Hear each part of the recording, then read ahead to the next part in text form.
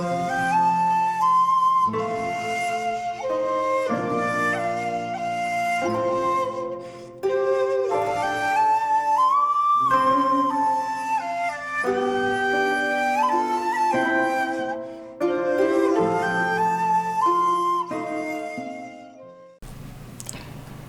there, this is Solitary Ronin from Solitary Ronin Films, and welcome to another episode of Double Take. Today's Double Take is two films by Taylor Wong, Rich and Famous and Tragic Hero. This is released by Eureka a while ago. I'm just getting to it. It's two films, but it's really one big film. You could really just do a supercut and just watch them one after the other. Both made in 1987, so it's a year after John Woo's A Better Tomorrow, a couple of years before The Killer, but it's hugely Woo-like, perhaps not as chaste. Instead of men kissing women in the forehead and like John Woo in Hong Kong, there is a scene where a man kisses a woman on the lips. Outrageous.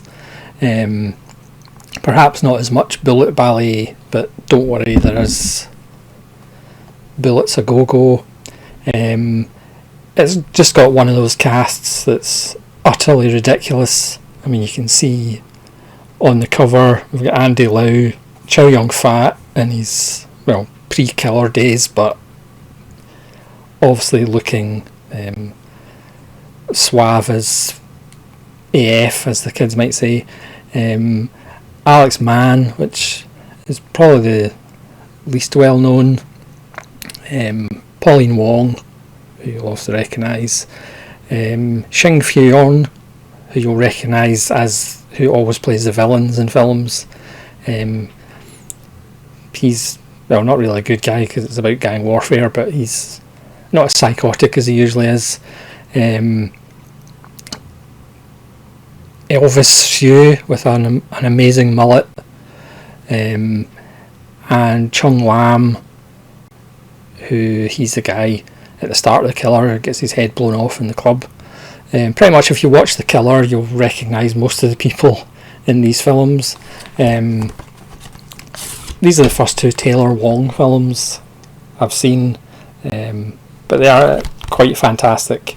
I mean, it's a familiar story, but you've just got pure star power. Each film has its own disc. So Rich and Famous is 104 minutes, Tragic Heroes 96.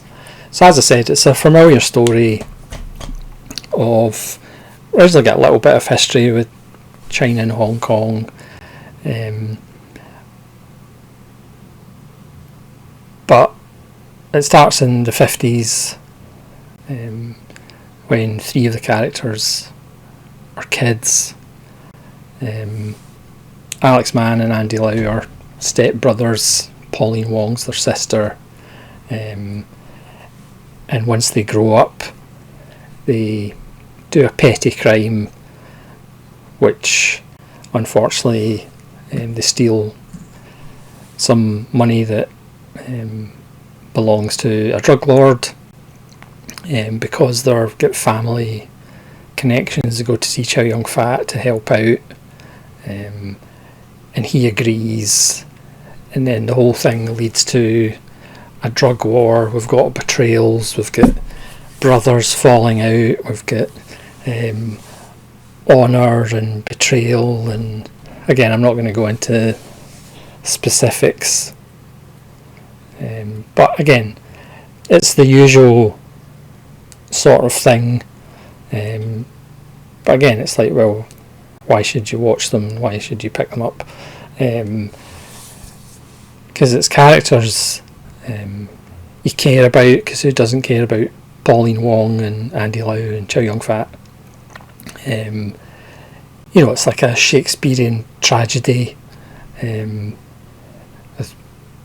well, step-brother against step-brother, brother against sister, Chow Yun-Fat against everybody. You know, Chow Yun-Fat, even though he is a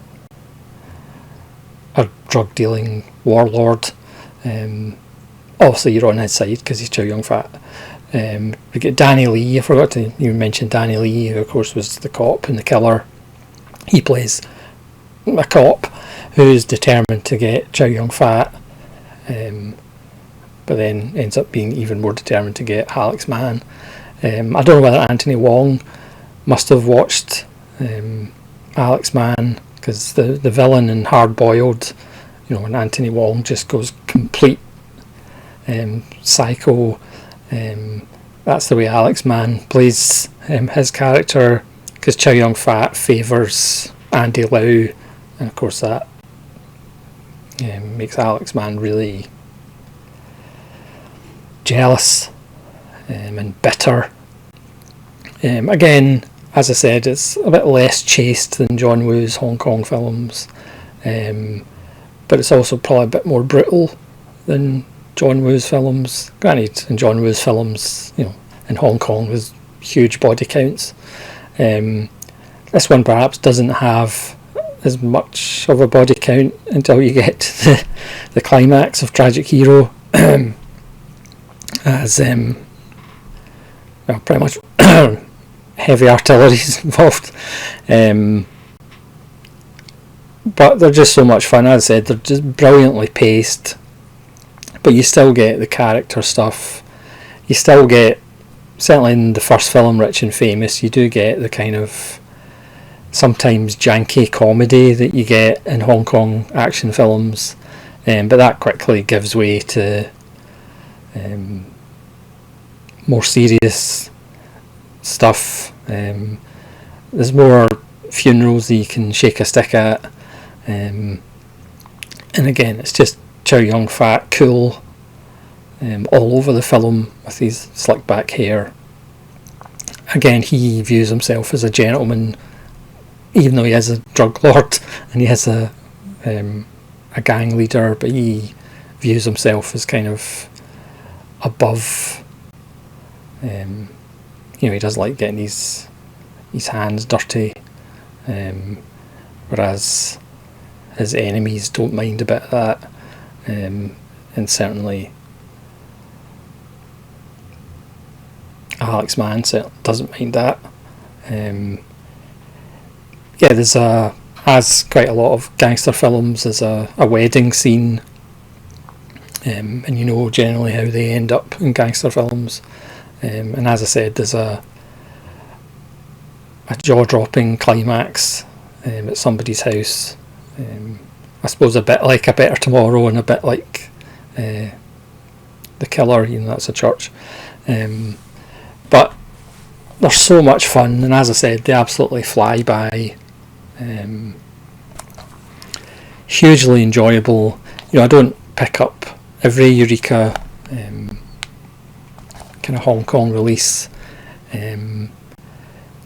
just the ones that catch my eye, and obviously Chow Yun-Fat and Andy Lau and Pauline Wong and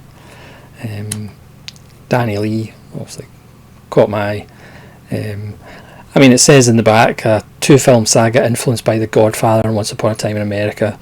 Well, I would automatically say they're better than the Godfather films, obviously, and they're certainly probably more enjoyable than Once Upon a Time in America.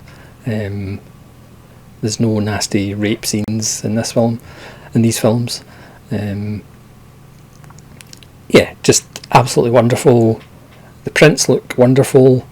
There is a dubbed option if you really want to do that. But there's newly translated English subtitles. There's a new commentary by Frank Jeng, who does a lot of work with Third Window and Eureka as well. There's a new documentary featuring interviews with Simon Broad, the voice of Chow Yun-Fat, for the English language release of many of his films, and Russell Waite, entitled The Dub Masters. But obviously I wouldn't know anything about that because I don't tend to watch dubbed versions, even though, to be fair, I did see Hard Boiled in the cinema, and the first VHS of Hard Boiled I got was dubbed because I didn't realise it, and God, that was a bad dub job. I don't know whether that was Simon Broad, but the performance was Broad. Heroes and Villains, Johnny Mac style, an interview with scriptwriter Manfred Wong. A Race for Heroes, an interview with Michael Mack. Yeah, and again, plus a booklet and a slipcover if you're into that. But I would highly recommend them if you're a fan of John Woo's Hong Kong films, or proper John Woo films as we like to call them. And if you're a fan of Chow Yun-Fat or Andy Lau or Pauline Wong, they're essential. As usual with these Hong Kong films, people get shot in ways where you go, there's absolutely no way they're going to survive. But of course they somehow still survive for a wee while, or until the ambulance comes. There is a character who gets shot through the head, but somehow still survives. Well, until something else goes wrong. But yeah, it's classic Hong Kong John Woo influenced, Better Tomorrow influenced, and obviously pre The Killer, so it kind of sits between those two quite interestingly. Yeah, I'd be interested to see some more Taylor Wong. I'm not sure we'll see more Taylor Wong. I'll have to look up how much Taylor Wong is available, and I might send the Guinness Book of Records for the number of times you can say Taylor Wong in a video. So thanks very much for watching. Please let me know if you've seen Rich and Famous and Tragic Hero, even though just watch it as one film, because it really is just one film. So please let me know, as I say, if you've seen these and what you think of them, and hopefully you'll join me again for more episodes of Double Take. This is Saoirse Ronan from Saoirse Ronan Films, saying farewell.